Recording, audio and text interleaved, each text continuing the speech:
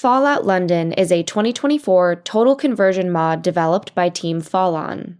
The mod is based on Fallout 4 by Bethesda Softworks and takes place in a post-apocalyptic rendition of London.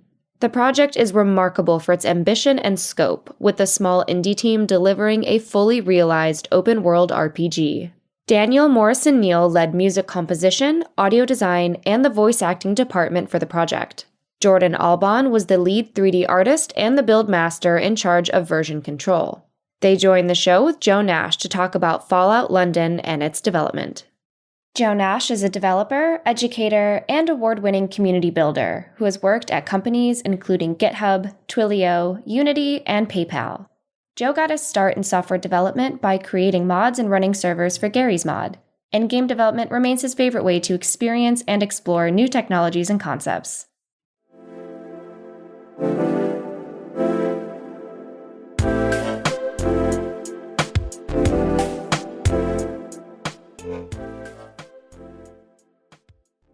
Daniel and Jordan, welcome to the show. How are you doing today?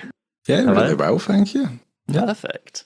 Well, so as I mentioned, we're here to talk about a mod which was literally everywhere at the start of this year, this wonderful Fallout conversion mod, which hits a lot of beats for me, being from near enough London and living a lot of my life in Hackney. So I was very excited to see this mod's existence and a lot of stuff you've hit.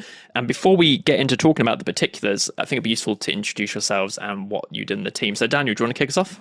Yeah, so I'm Daniel Morrison Neil and I was the lead of audio. So everything to do with like the music composition, audio design and implementation, as well as leading the voice acting department. Perfect. And Jordan?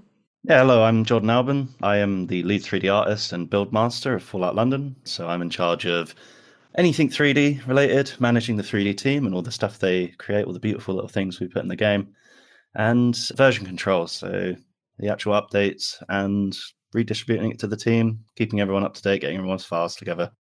Perfect. Buildmaster is a cool title. That's a good one to have. And we'll come to that's a very divergent process going from 3D asset creation to being the version control steward. We'll come to that in a bit. But I guess to start, for folks who aren't super familiar or who missed the news, I think it'd be great to talk a little bit about what Fallout London is and what it includes. So I guess in a nutshell, what is Fallout London? Daniel, do you want to start? Yeah, so Fallout London's a complete total conversion mod, which has been worked on over the past 5 years, and it seeks to recreate the whole of London, or at least a condensed version of London within the Fallout 4 universe, and pretty much entirely new story, new soundtrack, all new 3D assets. Everything's pretty much brand new in it, and everything that's been designed for it has got a kind of lovely British London twist to do with it. A reassuring shade of grey and a little dinge of everything is terrible, but we like it that way. So I guess an important thing that I wanted to cover as well at the start is, I guess, the nature of it being a mod and the team, and this is something I want to ask you all about a bit later as well, but the possibly the high end of PR I've ever seen for a mod in terms of the pickup from so many games publications reviewed it as a game, which I've not seen from a mod before, which is really impressive. And I know that did lead to some confusion and folks not necessarily realizing that y'all did this in your free time, right? This is a volunteer effort. Yeah, it's all voluntary. Yeah. Perfect. And can you, Jordan, I guess since you interacted with it as the build master, can you tell us a little bit about the team and I guess the structure and how you work together on it? Oh, lordy. So I was there since the start, and I can tell you now the team has changed a lot from what it originally was. The whole project changed from what it originally was. But the goal never changed. That was, bring Fallout to London. As for the team, though, yeah, so it's a mixed bag. So we have essentially, there's no commitment to, say, submit anything, if that makes sense. Everyone's hobbyists. They all work in their free time. There's no contract or anything like that. So it's basically whatever you can chip into the project. And what kind of naturally happened was after the lockdown from COVID hit, we found that there was a few characters, two of us sitting in here who, actually, Dansky, I can't remember if he was there then. I feel like he was. I just joined at that point. That's a bit of a funny story, but yeah, so it's all a blur now. It's a while ago. We had a few characters who just were there all the time, and these became the heads of departments. They were probably the most capable to run all of the other modders and people who were on the team, ranging from 2D artists, 3D artists, level designers, scripters, you name it, like any department.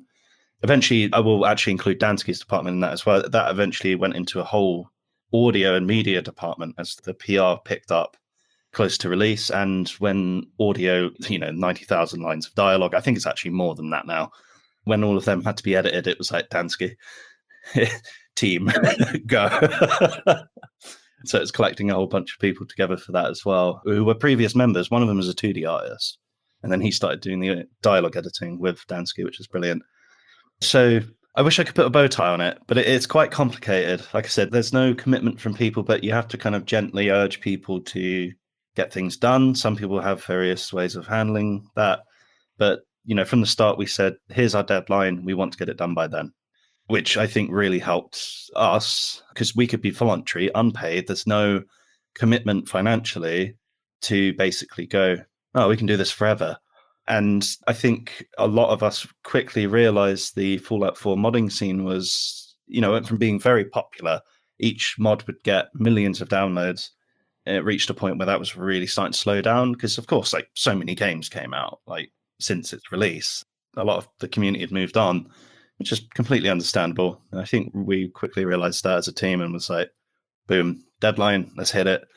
So, this does link into the PR as well. So that we had this whole thought of this is our internal deadline. Why not make it public? And that was our first initial release date. That's when we wanted to be done. And a few hiccups then happened.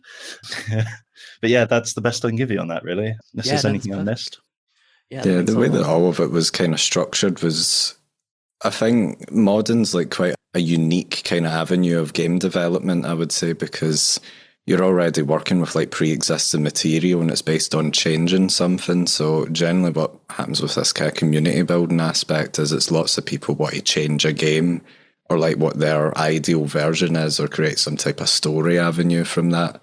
And it actually allows for like the facilitation of like actually having like leads of department, actual departments and all that. Is this kind of mixture of role playing as a game studio as well. I mean, we did model ourselves as close to, getting stuff done and everything with all of that, but it's common amongst like any kind of mod group to approach it from that way where you have a lead of department, things are like delegated as tasks throughout the week and everything. And people kind of enjoy that because it's an easy way for like portfolio building, for example. So like a writer for a game or whatever, if they're working on something, it's difficult to get into writing for games without having a game to work with, so that's like a really good entry point for people to start working with pre-existing material. And it's more about learning how to change something rather than create something completely from scratch. So it's like a really good entry point for building portfolio as well. Yeah, absolutely. And I definitely want to come back to that point later because I know a lot of the team are, I guess, what you'd call quote unquote early career in terms of, being recent grads and that kind of stuff. So I'm very interested in how that's influenced your directions. But just sticking with, I guess, the workflow and the team that you've patterned for now, because I think it's such a fascinating choice of game and also doing a total conversion to have gone for as a target. Because, normally, well, not normally, but like quite often a mod, even in Fallout 4 or for a Bethesda game, is like, I want to make this aspect of the game better. I want to change this one thing. And like, it's very easy for me to conceptualize the volunteer work there, right? Like, how everyone kind of knows what they're doing. Whereas when you're saying, we're going to recreate pretty much all of Zone 1 and 2, and then we're going to populate that and make it feel like a living place. So we're going to have all these things in it. Like, I mean, I guess just how was that work organized? I imagine there must just be someone who's just like looking through the map and going, there's a blank space there that needs something. That's a ticket. Give it to the team. Like, how does that work? as I guess as you said, Daniel, there's like tasks being doled out, but it just seems like a monumental effort with so much space and so much that needs doing that actually getting an idea of what needs doing and getting it farmed out to everyone to do it in this scale just seems absurd to me. But maybe I'm being pessimistic about volunteer projects. The example you just gave there was actually really good to kind of pull from. How you said there's this little blank space on the map and use it. I would say that most organization came from, I'd say Prel, he is the project lead. He was the one who really drove everyone to kind of keep going. In a way, like, what are you doing today? Right? And it's like, oh no, some people might see pressure in that, but no, I think it's really good for people. But like I said, the example you gave with there's this little spot, that was what really worked well when it came to getting the quests and actually the level design finished. We saw people going, oh, where's this little empty spot on the map? Use that. And it was just constantly being done. And I feel like it's like an empty whiteboard and they kept splodging out marks on it, sort of thing, until it was all filled out. I don't know if you want to say anything like that, Dansky. So I know a bit about those kinds of things. Probably not the most overall, but I do know, like, for things like level design or whatever, they were creating a lot of London from Google Maps or whatever, and that's a way to descend and to just keep designing and designing and designing. But they all love doing that as well. It was almost because level design's like, to an extent, you get a load of assets like Lego bricks, and you're essentially building a big level yourself and having fun with it. And with a lot of that, because there was so much world space, which was led by Wolfie and Prill doing all of that, and they pushed for all of that to happen, all those kind of blank spaces and everything, because of the things to do with like British culture, whatever, says like, a TARDIS could go here, this would be a cool little bit for that. It kind of worked very naturally with that. So a lot of it was quite level design focused for a lot of things as the playground, and that, I think that's a testament to how they done everything, because it meant spaces had to be filled or else it would be empty. But of course, it wasn't a case of having to always create something always new all the time with everything. It was either we need enemies here, we'll put them there, or, stuff to do with let's make a fun little reference to something to do with British history. So it was really quite natural, more so than, oh, we need to fill this space out, or we need to design that, or this kind of thing. It kind of flourished quite natural, at least from the way that I'd seen it all work. I think it really depends on the department as well. Like, certain departments it's not that they had like a great load of work, but the work was almost more nitty gritty. Whereas there were certain processes, like I would say, for example, Dansky with the audio editing, he nailed it. Like the dialogue editing, he had everything, the engine, you can export everything out into spreadsheets, and it's all really organized, right, from the get-go. Whereas with the 3D art, it's just kind of bonked together. And same for level design. Like, we ended up creating Google Sheets to track stuff, because there's no way you can really track it in the engine. And I do feel like that really did play into how things got completed as an overall, how everything got completed and put together, really. Right. Well, so you've both said things in that past bit that have triggered me to bring into our next topic, because we've hit the engine and we've hit the term world space. So I know a little bit about Bethesda game modding. I know about the creation kit. And when I was looking at the creation kit in preparation for this episode, I was like, I was watching videos, people using it, and I was watching it like chug along, trying to load some stuff. And I was like, there is no way they've done the work of this scale of this mod purely in the creation kit. Did you? Was that the tooling? Was that the base? Do you want to put it was all the official creation kit? Yeah, so of course the 3D, not as much. Audio, no. Right. Certain things, absolutely not. But yeah, the core modding. Yeah, so there's two kind of discerning things. I'd say one of them is the master file. The master file is this little file. It's not little at all. It's like 250 megs, nearly 300 now. I remember when it was like 15 megs. Anyway, that master file is what the game goes, oh, hi, that's where all the world spaces and all the information is stored. This is where that character stands. This is the pose that they're doing. Whereas, all the assets and everything are kind of localized outside of that. They're completely different files. They're really big asset files. So I guess, could you tell us a little bit about the creation kit and how it would compare to, I guess, like more, I don't want to say more typical, but like a commercial engine like Unity or etc. Like, what tools are you working with there? Yeah, so things with like Unity and Unreal, they'll package everything into their own asset formats. Whereas, of course, with a creation kit, they use proprietary or quite outdated stuff, being the knit immerse game formats. Gamebryo, if anyone's ever heard of it, that really goes back. It was a really old multiplayer engine from, I think, 1995. And that's what eventually was used to build Morrowind. And, it went from there to Fallout 3, Skyrim. They kept updating it.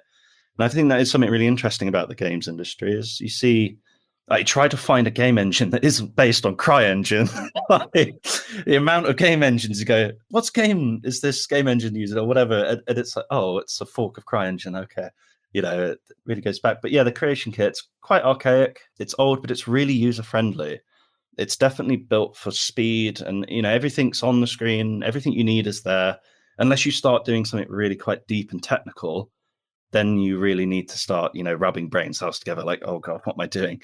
But yeah, when it actually comes to, I'd say, the art, the level design, building the world, It's really intuitive to use. And as Dansky was saying earlier, with people almost, or even yourself, with people coming out of university, graduates, etc., I would say for someone who wants to get into game design, the creation kit's brilliant for it. It's a really kind of user-friendly thing to use. And you start it with millions of assets to just jump in and build something, which I think is great. That definitely helped us. There's kind of two sides to that coin, being, Fallout 4 is based in Boston, which has a lot of, New England architecture, which absolutely helped us a lot. A lot of the architecture just fall in place. Never thought of that. Fascinating. Yeah. Okay. So again, like the scale thing. So I can't remember where I saw this, but I saw one of the team mention somewhere in an interview that the size of it caused you issues in numerous ways. I think distribution, that was one of the reasons you went with GOG, right? That you couldn't upload it to Nexus mods. Yeah. So some of I'll get a bit more technical if you like. So just for example, like the textures are always, no matter what the game is, the textures are the number one thing that cause you to lose hard drive space. Of course, with the creation kit, it uses DDS format, which I think DDS format did very well. It's a pretty awesome format. Very good compression, quite lossless in certain settings. And then you archive it all, which compresses everything down even more. But yeah, we absolutely hit the size limit of the Nexus, which we originally wanted to release on, because of course, big modding website. Why not? Well, I think, to be honest, back then we were kind of quite amateur about it in the sense that we were just like, yeah, we'll put it on the Nexus. We didn't even question whether they would take it or not. That's me speaking honestly when it was early days. And then when it came to the realization of like, how are we going to get this to people? We tried to go through Steam, but the Steam process was a bit tricky because if we wanted to do it in any like official manner, we had to go through Steam and Bethesda. And that quickly became a juggling game of like, mummy and daddy fighting. Who are we talking to you? Or are we talking to you? And we quickly lost interest because our deadline was creeping up closer and closer. And, we ended up having to look, oh, no, we need to build launchers, installers. We need to get permission from Bethesda itself, which is quite harder than people think. We did have some communication with some people, but they can't just go, yeah, put it on Steam, guys. They have to go to their manager, who probably has to go to their manager, and then they probably have a meeting. And we were just getting nowhere with it. And then that's when, I can't remember, I feel like GOG reached out to us. If I remember. I seem to remember that was the case. It did reach out, yeah. Yeah, I believe it was someone called Virgil, who was he ended up being our manager, if you will, at GOG, who really stayed in contact with us. They reached out to us and said, yeah, we'd love to host Fallout London. I think they saw some potential in it. They, of course, wanted to grow their platform, because I was actually quite surprised at how many people didn't have GOG installed, even on like the team. Some of us did, but they're absolutely lovely people. And it was only after like people really started to look up who they were. They went, oh my God, it's CDPR. And a lot of people know who CDPR are. And I didn't actually know that. As in CD Projekt Red. Yeah. Oh, exactly. I had no idea they were linked. Okay. Yeah, well, they're essentially the same company. They're not. Oh, wow. They are not. Right. GOG is separate, but they're very closely interlinked. Like, I don't know how much I can say on that front. Really. Yeah, no. I guess it's like, yeah. At one point, I got sent a drive link to upload stuff, and it had like all the CDPR team on it, and I was like, "Oh, I should." The joys of nested corporate structures. They always blur the line somewhere. Yeah, but I knew them as like the DRM free games place or the retro games place, but like, yeah, I had no idea they're related. That's really interesting. Okay, so yeah, sorry to interrupt. Yeah, again, I don't want to speak too much on it. I don't know how closely related they are. But I do know they are very close in terms of where they are based. They definitely speak to each other. You may have to correct me there, because I think I've just looked it up. They're wholly owned by CD Projekt Red. So you're Excellent. correct. I was right. Brilliant. Yeah, sorry, I just realized what happened there. Excellent. I have like vague memories of people saying they were based on them. So it's like, okay. Yeah, in the moment people really looked up who they were, it's like, oh my God, this is like a match made in heaven, because we're a bunch of lowly hobbyist modders, and you have these really humble people who are absolutely lovely, and they make great games as well. Like, come on, guys, like Witcher 3 and Cyberpunk. Particularly in the genre you're modding for, right? Like open world RPGs, exactly. Yeah. Exactly. But that's the thing, they also really promote their modding. They love modders, of course, for however many reasons that might be. But they're really supportive of their modding community. People can argue not as much with Cyberpunk, because every time they update it, everything breaks. But, if you own anything on GOG, that's Steam users. Remember that, guys. That is Steam in itself. That is a big nightmare of Steam. Whereas on GOG, you just install the game you want and the version that you want, and then you optionally update it. You never have to update the game. That's the whole joy of their entire platform and it's, again, this is why we really was a match made in heaven. The fact that their platform is DRM free, they have no obligation to keep the games updated. The users, that is, they don't roll out automatic updates unless you have it turned on. You install whatever version of the game you want. You own that software, sort of thing. You have control over it in that sense. Whereas on Steam, as many people will know, it will just force update. You can manually get around it, but it's not, you don't want to ask your average user to go into their Steam files and set things as read-only and all this other stuff, compared to GOG, DRM-free, just being like, oh, you click the button, then you have that version of the game. So there was lots of things happening there where I think, it couldn't have gone any better. We couldn't, with the complications in the Steam side of stuff, you compare that to GOG, when, of course, there was the complication of Bethesda's next-gen update, which had us on the edges of our seats, Yeah, so sorry, just for folks who haven't been following the news on all of your trials to release, do you want to briefly summarize what happened there? Yeah, so I don't know if Dansky can clarify. I think it was 2 days before our intended release date of April 23rd. Yeah, I believe so. Yeah, I think it was, yeah. Yeah, so I had been keeping a close eye on the Steam database. So if anyone knows, on the Steam database, you can see when builds of games are being updated, and you'll see what the newest version is, and if there's any in the what's called the staging branch, or staging essentially before it goes out to the public. You can see that, and it's all public information. A few of us was keeping an eye on it, and we saw something go up. I think it was like April, May, sorry. It was earlier in the year, it was about February. We saw some update get put on Fallout 4, and we were shivering a bit at that point, like, oh my God, what's going to happen? Because there was a rumor of this next gen update coming, and lo and behold, we gave our release date, and then 2 days after our intended release date, Bethesda, I think, put on Twitter that they were going to drop the next gen update for Fallout 4, and it completely broke everything we did. That's not entirely true. It pretty much broke everything. It did, and it did. Yeah, so we were smart enough to block the update before it came. Like I said, some of us kind of knew it was coming, but we didn't know when it was coming, and we didn't know the details. We didn't have any details on it. We were completely in the dark, basically. We just knew something bad was going to hit us. And it just, when we actually finally got the news, it was 2 days after our initial release date. And that killed our motivation a bit. We did keep going, but a lot of us blocked the updates. And those who did update to test, they updated to test the next gen. Everything was just unplayable. It was bad. Everything was crashing. We had to do loads of work to even convert the files to work on the next gen. And then once, I think I spent something like a week basically rebuilding it to work on the next gen update, to find out that there was this crucial bug with the next gen update itself, being performance issues with NPCs. This was later found out by someone in the community. I wish I could remember their name right now, but they're an absolute star. They found out that the face gen, this ancient technology that Bethesda used for talking NPCs, that system in the next gen update was completely broken, and it was creating massive performance issues where you'd be dropping down to about 5 frames per second randomly, or when it loads them. So, and that still isn't fixed, by the way. And yeah, we get asked probably on a weekly basis of, when are you going to the next gen?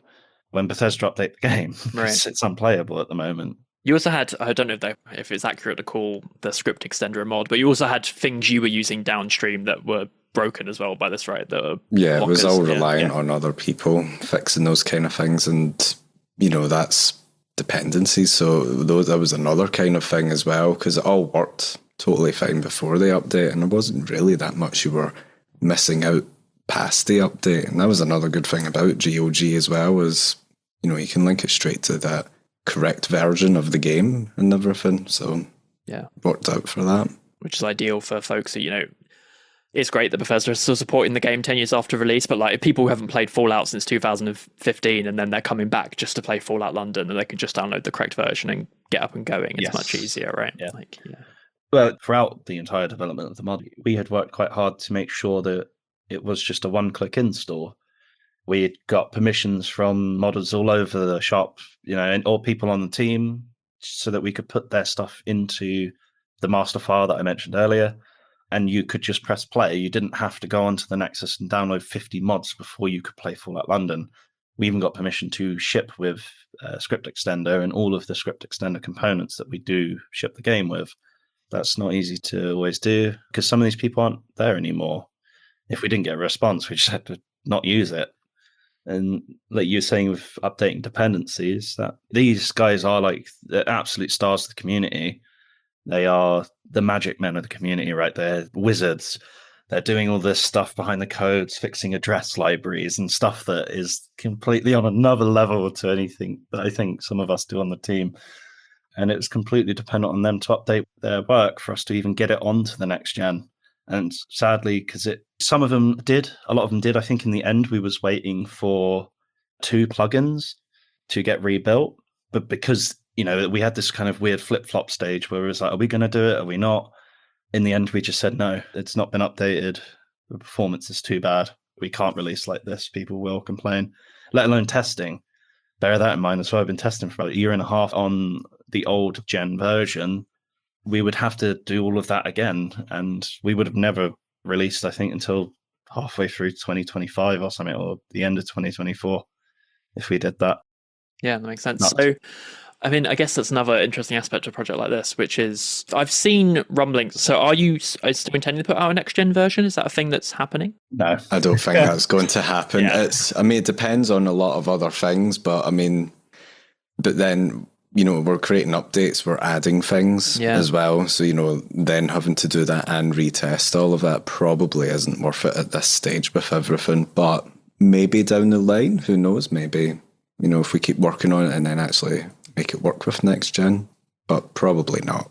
I mean, that makes total sense, because my question was going to be, and I guess this even goes now for like patching and doing stuff after that. As you said, a big part of having the deadline was, you're doing this free. There needs to be an endpoint on it so you can get on with your lives. How does that work with putting patches out after? Is it just whoever's still around and has passion for it? Have new teams formed with deadlines? Daniel, can you talk on this a bit?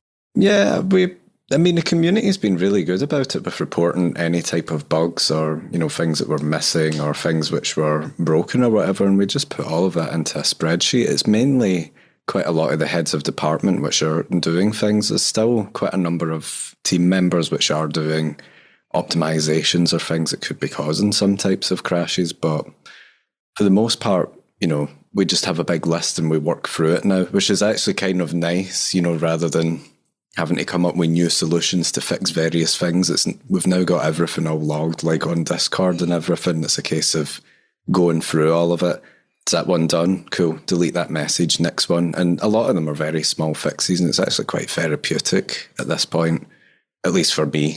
I mean, there's some other like bigger fixes that needed done. There was actually one where so we were finding ways of like trying to get like ambient audio to kind of work a bit better, and Pro came up with this genius idea where you would do all of these kind of packages of all of these kind of things where you would like lump all of these like bits of rubble all together. They'd be kind of like kit bashed with different things, and you can load that as like a preset thing, like here's a certain amount of rubble or whatever. And we wanted a bunch of ambient audio for everything, and he unfortunately put the sound of a Brahmin mooing as a stock sound so that it would bug me so that I would get it done. But actually there was one which I forgot to change, and he sent me a message that says, by the way, you forgot one. And the message was like on Discord saying, it's still there, isn't it? Is it still there now? I did fix it. I tried to argue my case. It'd be great for just one Brahmin mooing, but I did fix it, unfortunately. But their message was something like, I swear I'm going insane. I'm going through the night and I swear I had a cow mooing from like the rooftops. Is my game bugged? Am I not able to tell like where sound's coming from or whatever? And then Pro sent me a screenshot of that and he was like, mate, you missed one. And I love it was that. still there. Mostly because it confirms I've had a long-held professional bias, which is the best way to get any designer, artist, anyone to do something is to make a terrible first draft and send it to them and tell them you're going to use it. So I absolutely love that as an approach. That's incredible. So one last question, I guess, about the technical side of things before we move on to, very interested in all things art direction on this. But I guess, Jordan, so you mentioned version control. I'm a Git nerd, so I need to know, what was the version control situation? And particularly, again, the variety of team members, the fact it's all voluntary. Even though I love Git to pieces, it is a labor in any project to use it. And I, can totally understand that wasn't the case. So what did the team do in your situation? Well, you'd be very happy to hear that we used Git. Oh, perfect. So actually, there's a bit more to going back. I'll kind of give you a little bit of a timeline. So when we originally started, back in the old times, people were just sharing files on Discord. That had to go. _final_v4, yeah. Yep, basically. That actually caused a lot of errors to the point where the project was restarted. Is one of the reasons why the entire thing was scrapped after about a year and a half or so and then restarted. After that, people would move to Google Drive. So when I started to do the build, we were still using this system. I insisted on getting that completely just thrown, though it was horrible. Everyone would upload files to a folder in a Google Drive, and then that person would download them all. It took so long. I can't describe it. If you were on slow internet, and I was at the time, I was in like shared accommodation or something, and that took just hours to even just download people's files, let alone upload it. But we had this common issue where I'm sure you guys know whenever you put anything on Drive, it zips it, especially if it's like a whole chunk of folders. And what we needed was a whole chunk of folders and files. It zips it. And we kept noticing some really weird bugs where we would download the next build and stuff would just be missing. And the person who uploaded it, then we actually had this revelation moment. Someone checked like the pre-uploaded file and the stuff was there. But the stuff that was being downloaded, it wasn't. I have no idea what happened. I don't know if people reached capacity on the drive or whatever. It was a nightmare. It caused us so many issues. And that's when I eventually I took it over and I said, no, we're not using Google Drive anymore. Because this did mostly affect the 3D team. People's games were just crashing outright. Right. Stuff was missing. You just spent 2 weeks building something and it's not there. I reached a breaking point of like, no, we're moving to Git. We're moving to something that is not just deleting files, because I still don't know what it was. Don't know if it was a bug. No idea. So eventually we moved over to Git LFS. Of course, why wouldn't we?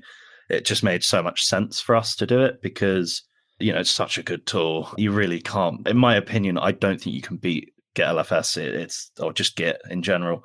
The fact you have this little folder you can upload and then just download, perfection, absolute perfection. Just briefly, for folks who haven't done any putting criminally large binaries into Git LFS, is it large file structure? I can't remember. Large file storage. Yeah. It's the extension for big stuff in Git rather than text files. Cool. And was that through a GitHub, a GitLab? A GitHub itself. Yeah. So we all use the GitHub desktop app. Nice. There is other programs we had to use as well. So the built-in version control for the creation kit is Perforce. Oh God. Okay. Oh, God, yeah. See, I heard it right there in your voice. I still use Perforce. We use it for the Papyrus scripts, so the actual scripting language of the game itself. That's a really interesting way around. I guess it's built into Creation Kit, but it's funny to be using Perforce for the text files and Git for the 3D objects. It's almost reversed in a sense. But you'd think if you're using Git, you're using that for all the text files, the scripts. And no, it was in reverse for us. But again, we just didn't have a better way of doing it. We wanted it to be on GitHub. You got redundancy. It's always there. We don't have a local server. If my house collapses and destroys it, all of our work is gone. It's fast. Like, it's really, really fast. If you have good internet, damn, it's fast. Someone downloaded, I think, 60 gigs in about 10 minutes. And that's unheard of in terms of what we were doing before. They would have been spending 3 days downloading everything. Nice. Yes, mixed bag. Yeah, absolutely. Well, I mean, I think, in terms of the spread of the team, the skills in the team, the backgrounds of the team, I think, being able to use GitHub Desktop is, an ideal solution. We did have a bit of a structure to it, though, because, of course, you had the freedom to have, like, multiple repositories. Mm-hmm. So we had, like, if people are interested anyway, I don't know how interested they will be. So we had the master data repository. That was the one that I built into that, and people downloaded that. And then every week you'd start a new file. And then everyone else had their own personal push repositories. That's what we called them. And you just go on there and you put your work in it every week, every Sunday, and you push to me. I would download it, merge it all together. Wow. Okay. So you didn't have anyone else doing pull requests into the main. You were doing all of that. They were just sending you the changes, and then you were doing, wow, okay. Really, truly the build process. Yeah. There was a few occasions where I just said to people, like, it's going to be way easier for you to push to the main. Yeah. And they did. I think Saffron was probably the only one. So she's the lead 2D artist. And there was one time she converted all of the textures just to clean them up and scale them down a bit, because otherwise the mod was going to be like 80 gigs, which she didn't want. And yeah, that required her pushing to the main. There was just no way about that. I have very warm memories of spending many a late night with Sonny. Every Sunday it was part of my routine to join in with him and just see him merge everything. And every once in a while, I would see something in like Fallout 4 edit or F4 edit or whatever, and something would show up red, and then he would zoom into it and go, "What is that? What is that? Why is that there?" And then having to go back and manually changing all the values into the plugin file again. I mean, Sonny's a bit of a hero with all this. I mean, he would get all of these plugin files, and sometimes it would just break just because, I mean, if you move something or done anything individually, you would overwrite other people's work or this or that. Right. And you don't want to go, Sunday's merge day, it's like 11 at night, do you mind redoing some of this? So then Sonny would go in and manually change everything in the file and revert small little things back to normal and everything, and then merge it. And it was on to the next one out of like, how many people were pushing? It was like 30? Yeah, the maximum was, I think, actually 28. We had 20p. I remember one merge. Sorry, we call it the merge, but that is when we build everything. I remember one day I opened up the GitHub desktop app thing, and oh my God, I just remember seeing all these little down arrows. So I kind of just put my head to my hands and was like, no. Because there's just 28 of them little white arrows. And if anyone's ever used it, you know what I'm on about. And I was like, oh my Lord. Yeah, especially a lot of the formats you're working with, you don't get a diff either. Like, you don't know how a model has changed in the GitHub UI, right? Like, you just have to take it on faith it's the correct one. Yes, exactly. So the only real way is to compare the size of files. So it does read the Papyrus source scripts. That will show you the actual, the changes in Git itself. Once everything's compiled, though, there's no way of telling what it is at all. Well done. That's a heroic effort to keep everyone just focusing on the work they want to do and not juggling the project structure. So, I mean, we have two members deeply involved in the asset creation of this mod. So obviously I have to ask you about the art direction. And I'm really interested in, you've got something that needs to feel Fallouty, and by all accounts, it seems like it very much does feel Fallouty. Like, the amount of people who are saying this could be an official release is awesome. But also, the Brit vibes are a big part of the reason for London, and obviously you've also then got the creative expression of everyone on the team. How did you go about juggling those when you were deciding on the art direction? Ooh, that's a big question. There's like so much that went into all of that, with like concept art and all sorts. I mean, all the heads of department like kind of all had a unifying goal and understanding of having similar humour, things from Still Game to Legend to Doctor Who and everything else. So it did all kind of bleed in. We're all massive Fallout fans as well. Every single one of us, especially the old ones. Fallout 3. If you ask it, I think Prill is the only person to say Fallout 4 is his favourite. Everyone else is like New Vegas, Fallout 3. Wolfie's sitting there like Fallout Tactics. Everyone scoffs at him for that one.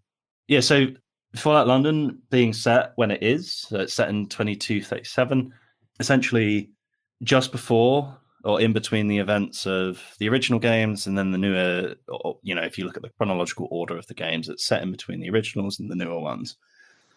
So something that we absolutely wanted to do was pull in more inspiration from the original games, being Fallout 1 and 2, Black Isles, Fallout. If you're a hardcore fan, you know what I'm on about. Not Bethesda's Fallout. Very different. In my opinion, they're very different. And I'll come back to this point later. I think this is really important for Dansky. So on the 3D side of it, our main goal was to really try to capture Bethesda's art style so things fit in. When we originally started, it was just a mishmash of different 3D assets to kind of work as placeholders, whilst the level designers could just go in and place down, I don't know, a water cooler or whatever they needed, and then it'll get replaced in the future with something that was far more fitting. But probably the most skilled, I personally would say, is Edge. He really nailed the art style of the vehicle. So he was our vehicle artist. We had various artists who were very specific at what they did. And he absolutely nailed the atom punk style of the Fallout setting, but bringing in British cars. So like he made the Mini Cooper look Fallout-y, right?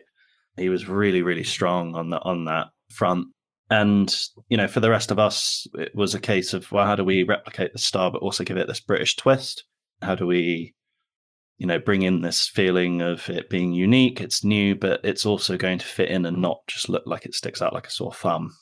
And that's kind of where more my work lies. I try to just give things a little bit of a lot of inspiration I took. I actually go into a little bit, like more like Warhammer 40k, the kind of gothic, there's a specific name for it, like diesel punk style. I really try to apply that to the Angel faction. Because of course Warhammer's huge in the UK. Like people love Warhammer, and it's very that itself is a Brit Vibes reference.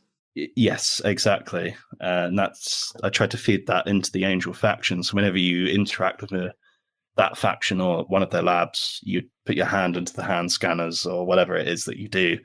It almost has this Warhammer-y feel to it. That's what I was trying to nail in that front. So from, we said it in our videos, from like the smallest things like plug sockets to, things like giant animated set pieces. We tried to really bring in these inspirations from British culture but try to almost mimic Bethesda's art style, not perfectly, I'd say, because we're all different artists. We're, again, this links right back to the beginning of us being hobbyists. We're not expecting, I wasn't expecting all of the 3D artists' work to be consistent. That was just never going to happen unless we were paying them a salary, right? You can't expect that level of work from hobbyists. So, but we absolutely tried to keep it all together in the same lane. I think it ended up working really well. What I wanted to bring back to Dansky, though, was the music. So I remember when Dansky first joined and we had a proper deep conversation about where should we take the music, or, what kind of music do you like the sound of? And for me, Fallout 1. I'll let him go for it. Fallout 1 and 2's music. But just to briefly jump in before you start talking, Dansky, it's obviously like from a cultural influence perspective, obviously Fallout music, like Bethesda's Fallout music, the rockabilly, the jazz, the I Don't Want to Set the World on Fire, like really iconic, but very placed in the US. So like, how did you go about, I guess it all comes down to the divergence point in the history of the Fallout games, right? Like, what's the influence for the London music? So a lot of the London radio tracks and everything where, people would put forward ideas that were all inspired by old British bands and things, obviously the Beatles, Rolling Stones, all of these kind of things. And a lot of that just kind of all worked really well, I think, for a lot of it. We didn't want everything to just be just old tracks, because there is a lot of issues with stuff like the licensing of not only the music itself, but the recording is a material itself that, could have issues as well. So people would record a bit of what they want. And there's a little bit of 80s in there as well. And I think actually a lot of that works quite well. OST-wise, we wanted to emulate a lot of the stuff from like Fallout 1, at least as the kind of starting point. We wanted to make it sound as depressing as it possibly could. Like, it should feel like a survival game, ultimately, which I think for starting for something like this, a really good kind of role-playing game, in my opinion, is you're playing as a character that you decide who they are and who they're going to develop into and what they're going to become, what choices they make and everything. And, for me, something that hams at home is then, they're coming into this world of London. It's all broken. It's disheveled. There's something that's kind of breaking the fourth wall, that people are going to recognise all of these locations because they are almost one-to-one in some locations, but things are broken. So there should be something that should feel quite scary for them as a player, but also by extension, the character themselves waking up from a vat and being in this location that they have no idea who they are, where they've come from.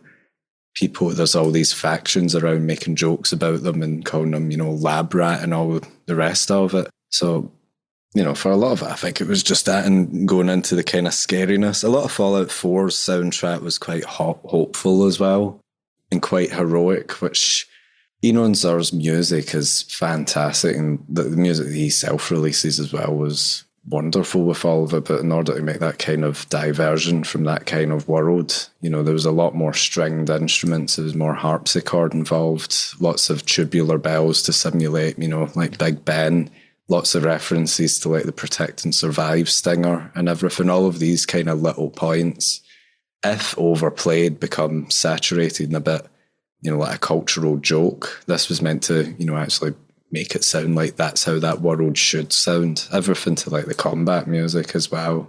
And Xur's combat music's really good and everything, but it's got lots of strong melodies, whereas I thought, how would this place sound if people were playing with pots and pans? So I would literally sit there and play music in odd time signatures and all of this kind of stuff to try and make it seem like, it's a bit off-wall kind of thing. That's amazing. I have seen, I think it was a Reddit thread actually that was like Fallout London is a horror game. So you've obviously nailed that. And I have heard that the survival aspect for the first act as well is definitely, it feels more like a survival game to play than, I haven't played Fallout 1 or 2, but even the Bethesda Fallout games definitely is. Absolutely. It was the thing that we agreed with a lot, Sonny and myself, because there was a lot of love for like Lovecraftian horror and everything. Right. So like the Thames folks based from, what they called the Deep One? Yeah, the Innsmouth, the townsfolk of Innsmouth. That's it. Townsfolk of Innsmouth. And, there's a love for that kind of scary, otherworldly kind of horror, which lends itself quite well to like the wasteland kind of area of everything. It's in a lot of the original Fallouts. So you got the Dunwich offices in Fallout 3, for example. It's all based on Lovecraft. Whilst it's American, yes, Lovecraft's very American, but I love that side of it. And we kind of implemented it. It is definitely a big thing we focused on. I think it's something that the artists, anyway, very much agreed on. And I say the artists specifically because they're the ones who really wanted to implement and push for this. Like, this game needs to be scary. It's a Fallout game. It's a post-apocalypse. It's based in London, and personally, if you look at like old historic London, it's kind of spooky, right? It's foggy city and, Jack the Ripper kind of horror stories. And I think we really wanted to bring that back. A lot of us have memories of being quite terrified of playing older Fallout games. And like, I remember the first time I found a ghoul in Fallout 3, I ran away. I closed the game. I was like 14 at the time, and I heard it could do its horrible like screech, and I went, no, close the game. That was a horror experience for me. So sticking with the sound stuff for a bit, this might be going into an area that won't resonate for US audiences, but I have to ask how John Burkow happened. For folks who aren't aware, actually, Daniel, do you want to explain who John Burkow is? Krill just reached out, says, would you be up for this? Said yes, sent the script, and then he sent it back. He pretty much sorted all of that, and then it was originally me that was going to be the voice of the house and everything, but then I got replaced by John Burkow, so at least I can put that on like my LinkedIn or something. Honourable was replaced placement by John Burkow at one point in my life. So, I mean, for US listeners, you may have seen scenes from UK House of Commons with the Speaker, the person who runs the proceedings, shouting "Order, order." The most famous speaker who has done that particular thing, they managed to get, which is awesome. Alongside some other, like Neil Newborn, obviously, is huge, very cool that he stepped up for the project. You kind of produced a lot of this under perfect storm conditions for any game development, pandemic lockdowns, volunteer-run team, building on top of someone else's property. But for the voice acting in particular, like with 90,000 lines of dialogue, famous actors sending stuff in, John Burkow, who does not come from the world of voice acting, how did you manage that process? It was kind of a mixture between me, Prill and Callum for a lot of it. So there was a lot of organisation for everything. We planned quite far in advance for everything.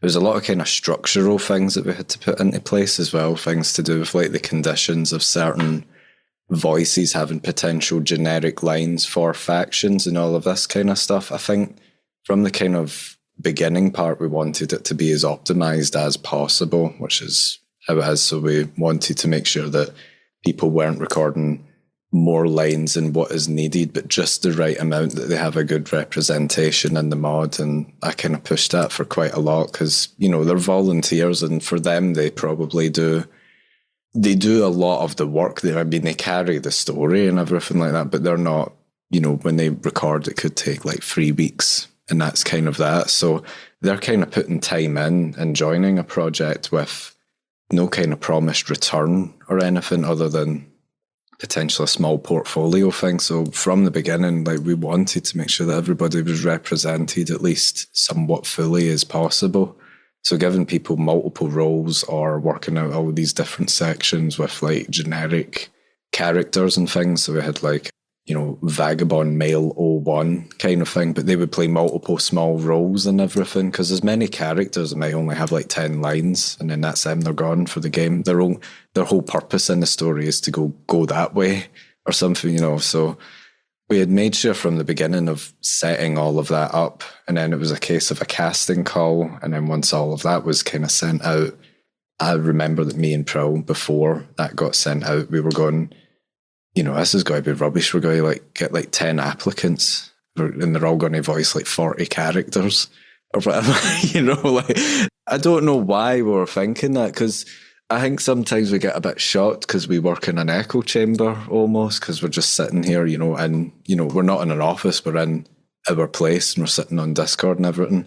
We send that out, and I had everything all linked up so that it would get put to like an Excel and everything, so it would all generate all the names and everything like that of who's applied and everything, and link their portfolio. And it's like, oh my God, we have like, how many was it? Was it like 800 or something? It was over 1,000 at one point, if I remember. I think it was, yeah. It was crazy. What kinds of people were applying? Was it people who were trying to build up a portfolio? Was it people who were in the community and thought they'd give it a go? I mean, obviously, there were, as we mentioned, like famous voice actors or who are fans of the work also jumped in. But like in general, at that stage in the project, how were people hearing about it and why were they applying, if that makes sense? The mod got quite a lot of traction and everything with everything to do with the advertisements. I mean, I work in a university, and there's sometimes students like mentioning to me, how's Fallout London going? I went, how do you know I work on that kind of thing? Word seems to travel quite far, quite oddly and everything. But when all of them came in, it was from all sorts of backgrounds. People had done modding before. I would say that probably made like a good 10 to 15% of the people, which is a big amount. They've done stuff with mods before, and that was part of the portfolio. And then there was a bunch of people who were famous either through YouTube or part of that influencer sphere, or actual established voice actors as well. And it was ranging all over the place. And I think it was just a kind of testament to just how much passion we put into it, and tried to show that visibly with stuff. And people like Neil Newborn and everything coming on board and chatting with him. I've actually not met him in person. The whole team's met him in person apart from me, because I had to go somewhere else and do something else for the team. So I was like tasked with something else, even though he really wanted to meet you. I love him. He's fantastic. But I'm sure he would understand. But no, he's been completely brilliant. He took everything on board, and we had discussions about what the character should be like, and he was, completely fine with everything. He was just so professional about it. I think that was something we kind of baked into it from the beginning as well, because it was me that went through each and every, what would you call it, their portfolio and everything, and their takes and everything. And I deliberately made sure that I just downloaded all of that, had it all numbered, just went through all of them, didn't look at the name, didn't know who was who or anything like that, didn't want to be influenced, try and keep it as an even playing field for everybody. And I'm quite passionate about, making sure people are represented fairly and, being treated fairly and everything. So I at no point made it clear to everybody that even if somebody's famous or an amateur or a professional or semi-professional, I spoke to everybody the exact same way. They would all get the same details, the same sheets, the same potential Zoom call or Microsoft Teams chatting about the characters or whatever. And I think that was quite important for me, that everybody got the exact same experience, That's where I remember you going through them applications and portfolios for like months. Oh, it wasn't months. I maybe it took like 2 weeks. 1,000 sounds like it could be months. Yeah, that's a lot. It was 2 weeks. I went through it, so I would listen to them all from the start to the finish. And to be quite cutting, there are some ones due to like microphone quality or just in terms of like range of voice. So they were asked to provide multiple different character approaches to stuff, how they would interpret for things. So you can kind of detect what their kind of range for that would be. So then you would go through it from start to finish, and that would get you a yes and no. And then the next stage, I would listen from the start to end again of that next stage, and then start saying, who's a yes, who's a maybe, who's a no. And then the stage after that, again, it was between the yes and maybes, and then fine-tuning that, and then sending out emails to folks saying, because it did take me a wee while and everything, because I wanted to get it done super soon, and say, sorry, there's a bit of delay and everything. You are shortlisted, which I just wanted to say for people, but, some people didn't get it and some people did get it, but, it was a lot of people to manage when people got in, because we had how many was it? It was 80, 90 people eventually at the end of it. It was about 100 to start with. Yeah, it was in that round. Yeah. Sorry, I was just laughing there because I remembered the whole Neil Newborn story. Probably didn't know who he was, and he received this email from him. Oh yeah, months and months in advance. I've seen Neil talk about it. this. Actually, also we should just mention, for folks who don't know, Neil Newborn plays Astarion in Baldur's Gate 3, amongst other roles. That's what most people know him for. Casual Oscar-winning actor in your game lineup. But sorry, go on, John. Yes, it was really funny. So, of course, you have to imagine the guy's getting loads of emails anyway. And then he goes, who's this Neil Newborn guy? And me and Wolfie, the lead level designer, we've been sitting there playing Baldur's Gate. And we went, wait, what? This was just around the time of him getting all of them rewards for Baldur's Gate, or I think it was just before. He's like, who is this guy? And we're just like, you didn't leave him on red, did you? And yeah, he'd left Neil Newborn on red, and we were sitting there like, oh my God, what have you done? You need to get him on. Yeah. Also, I realized I said Oscar, I meant BAFTA. But yes, yeah, one of the most beloved characters of Baldur's Gate 3. And plays a fantastic part in your game as well. It's a very, very great part. I mean, even when you say it's a lot of people to manage, you said 90,000 lines of dialogue, that's a lot of dialogue. It's a lot. Yeah. It doesn't sound like a lot of people for that much dialogue. I guess that's a lot of lines for each person. Yeah, we had about 10 dialogue editors or so working on it, and it was a lot of work. But I mean, this was, for the voice acting kind of side of it, because I had a day job and this, that was pretty much me for a full year just doing VA related stuff completely, and I couldn't work on my music or anything else or collaborate with artists. This was me going to work 9 to 5, coming home, and then from 5 until midnight or 1 in the morning doing spreadsheets, organising things, phoning voice actors, giving them direction, or editing the dialogue, which might be it just depends on how long the lines are, but you're sitting there editing them and you're having to go through and check take to take and everything and exporting them all. I got really good at it, but I don't know if that's something I'm super proud of. I guess that brings me on to something we alluded to earlier, which is, it's a volunteer project. Members of the team are fairly early in careers. You mentioned you having day jobs at the time. Has it paid off in terms of your career and prospects? You mentioned not being super proud of the work you got good at. Is that something you want to continue doing, Daniel, or is that a side skill that you'll never touch again? I mean, we're going to be, we're developing a company out of this. So we're going to be building a games studio out of this. And, we want to keep doing this. I think it's a shame that you don't have all of us here in the podcast, because we're quite strong personalities, but and I'm quite a shy person overall, but I love all of these guys a lot. So, I wouldn't want to work with anybody else. I'll still be doing other stuff with teaching. I teach game audio and stuff like that now for them. But, a lot of the focus is working on this. We want to build something, potentially create opportunities for folk, create really good games.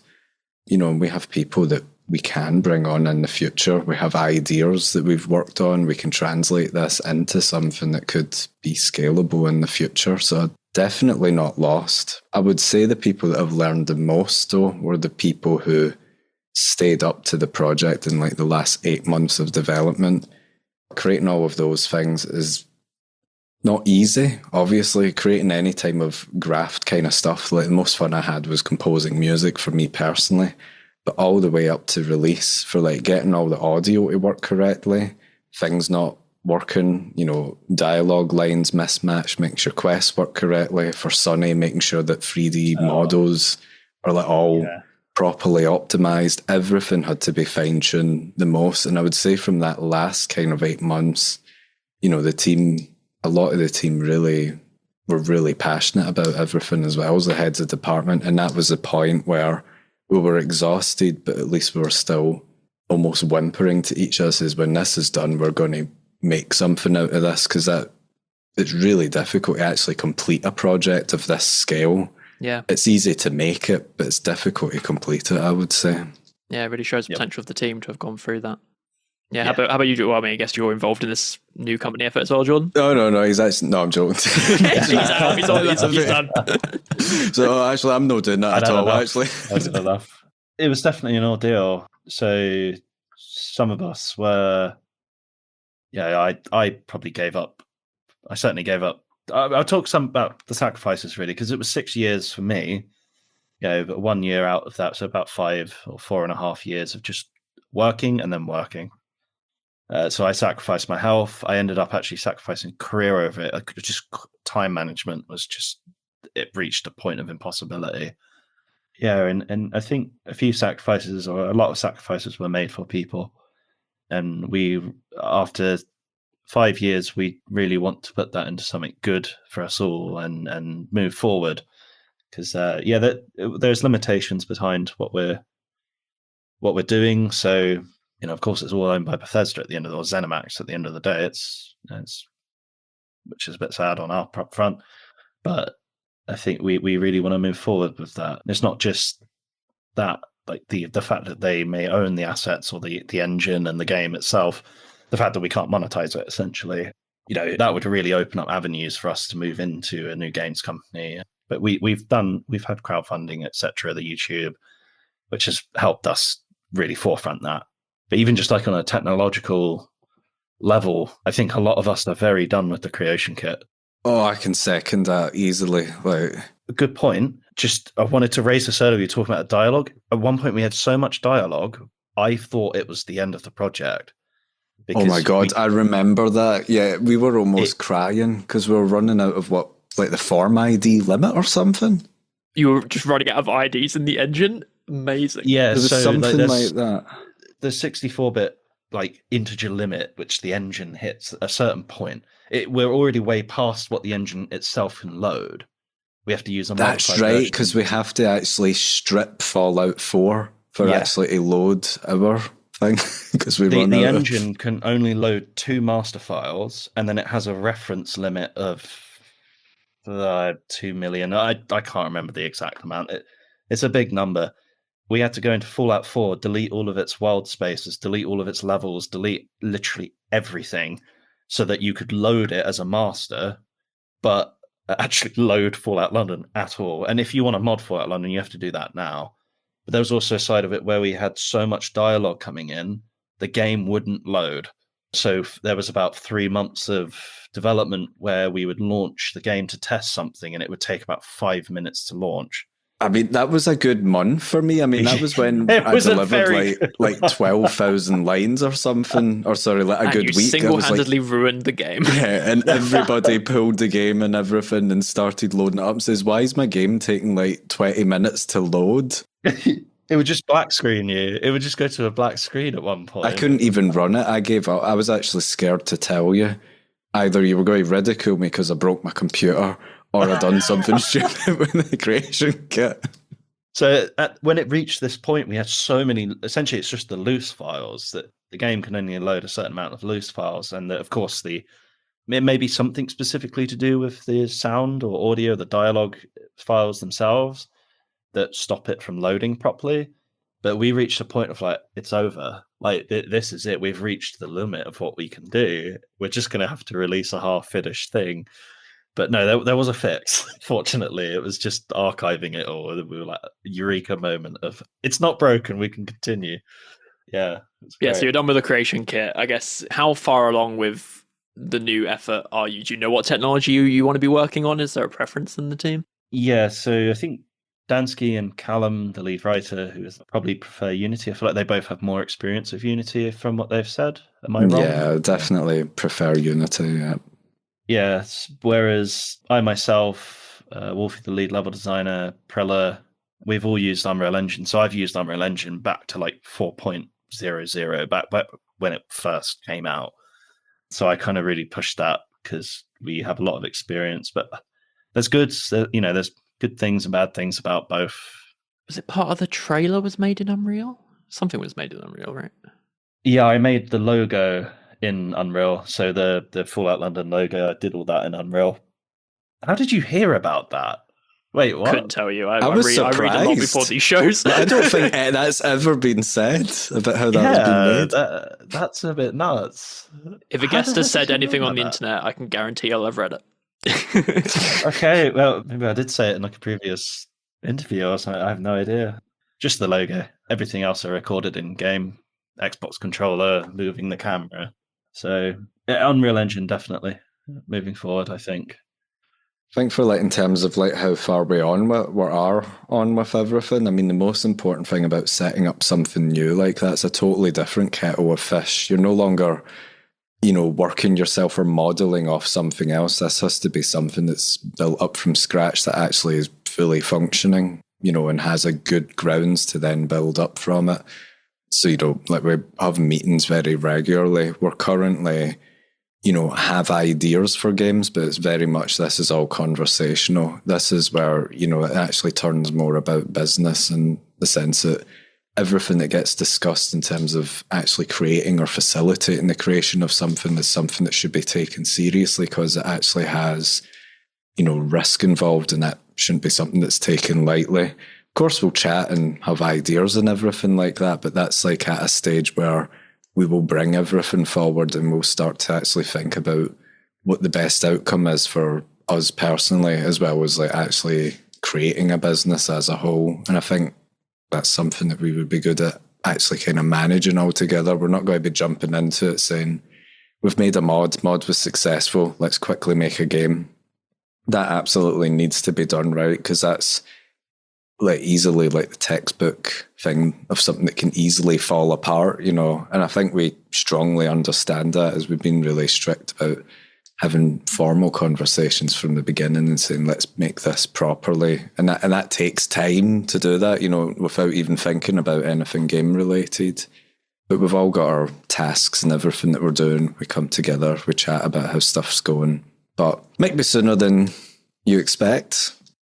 Yeah, I mean, I guess that's one good aspect about the mod taking 6 years, and I guess even to an extent the volunteer aspect of it is that you've had the, in terms of the business reality and the real time investment and how much risk you're putting on the line by saying, okay, we're making a game that could be 5-6 years of investment just in time, let alone the cost of that. You've had that experience and you know what that means, right? I guess that must be a useful place to start versus, I guess it's a less naive place to start this kind of endeavor from, right? Like, everyone has a picture of what that means. Very interesting.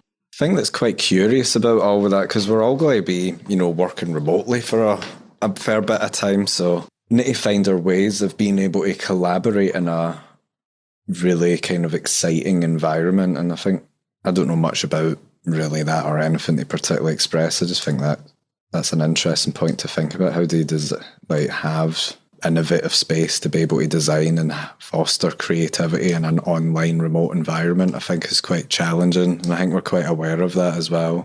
It's also interesting to hear that you still consider it challenging, after producing all of the assets and the art and the 90,000 lines of dialogue in a completely remote environment, that's still daunting to you. Is it because it's completely fresh and you need the whiteboard space as it is, or? It's a space to know that we're communicating and we're very clear, because, social interaction is quite an important thing, especially, for establishing that you understand what somebody's saying, as well as anything else that comes with that, the trust factor, and then what other meanings might be held with that. That's something that, you just get from something in person. And I think it's just important to be aware of everything like that. Of course, when it comes to making things, that'll all be fun, and we'll be sitting on Discord and everything, but starting something from scratch again has to be done correctly, especially if it's purely remotely. I don't know if somebody has any thoughts on that. No, and yes, I think you're right. It's probably a bit daunting at the minute, so don't know how much I can really say. But I feel like we should just say it. I think we want to make some kind of small project together, something not on the same scale, because we really need to learn how to use the new tools. I think 2 others agree, 2 others disagree. I don't know how much they disagree or agree, but I'm fine with Unreal. I'm totally fine. I just know how to use Unity. It's more the scope Oh, I see. Of the next thing. I think a big fear that I personally have, and I'll voice it, I'll be quite vocal about it anyway, that we don't want to just finish Fallout London and go, yeah, we're going to make Fallout London 2, because that's just not in the realms of possibility yet. From a financial point, from a skill set point as well, that's just not happening. So I think we'd really like to make something of a small scope, or even just throw away game jams, right? Let's spend 2 weeks, just make something. Oh, it was crap, but at least we learned everything we could from it. Throw it away, next game jam, maybe. There's various ways we could approach that. Yeah, smaller games definitely allow you to test things, and then, it's like an iterative process with making more games and everything, so we'll be able to, like, expand from that, learn from that. If you do something that's just one large game, you're always internally learning and stripping things away or resetting the project like Fallout London did and everything, which of course is part of the learning and making of something, but not really possible now, I don't think, and probably not. Exactly. Literally, we can't afford it. We could spend, a certain amount of money developing something and then have to reset it after a year. That would be tragic. Whereas, I think it's really important as well for people starting up companies, or even just companies in general. You see this everywhere. They'll be running like multiple projects at once in the event that one falls through, or, maybe they're all successful. I think that's really important for us to do as well. Yeah. Strange Scaffolder, big for doing this at the moment. He's relatively well known indie now, but he's always running a ludicrous amount of projects with his indie, and that's exactly why. So I think that makes a lot of sense, and I think that starting smaller scale, it makes a lot of sense. So I guess last question before I let you both go, because I know we've gone over time a bit. In terms of the new studio and releasing new games, do you feel like you've got an audience ready to follow you now from Fallout London, or is that the Fallout 4 modding community's audience? Like, to what extent is that people who are just into Fallout and you're part of that community and that's why they're there? And to what extent is that audience like come for you as developers now? I think, I won't say with certainty because I wouldn't be able to give you an exact answer on it, but I'd definitely say a good chunk of people on our Discord, especially even from the bug reports, we've had people who are completely unaware of things that happen in Fallout 4. It's quite obvious a few people hadn't actually played a Fallout game before. We had a lot of people incredible. Saying they're buying PCs to play Fallout London. A lot of people buying Fallout 4 for the first time. The GOG numbers told us that as well. There was people who didn't even own the game, or they played it on Xbox or PlayStation years, and then they wanted to play Fallout London. So I think the answer to that would be there is a good chunk. I think right now we've got somewhere in the realm of 87,000 people on our Discord, which, a good chunk's going to be from the Fallout 4 modding community. But I would say quite confidently a good chunk of that is people who probably want to see us move on. I think from any kind of donations we've got, most people have been saying stuff like, we really want to see what you do in the future, even from comments on our YouTube or comments or reviews on Google, GOG, wherever it is. People are saying, I want to see where they go, because clearly they're capable of creating something that we want, being what we released. I think we would be okay. I'd hope we'd be okay. I think we should definitely be okay. I think things are going to change and everything, but this is like the crossover between, what is Fallout London and what is Team FOLON, because they're completely separate, and that kind of transition, at least on the public facing front, is really important as well, to then say, we are going to be making something at least with the same, we don't want people to be thinking the newer games are Fallout London. They're absolutely not. The style and everything in terms of writing style, from Callum, the way of developing assets, 2D texturing with Saf, all of that kind of stylistic kind of choices is things that, yes, was influenced by Fallout, but, everything that went into that was a lot of experimentation and developing a voice and playing about with how stories and characters develop and everything, even like the music as well. Eventually went astray. Those are all things that we'll be carrying to future projects, and we're just hoping that people following us see that aspect of it rather than it's a remodeled Fallout game, because it is more than that, at least for us. Perfect. Well, that seems a good place as any to wrap this up. Daniel, Jordan, thank you so much for your time today. I've really enjoyed this conversation. Yeah, thanks for joining us on the show. All right, thank you.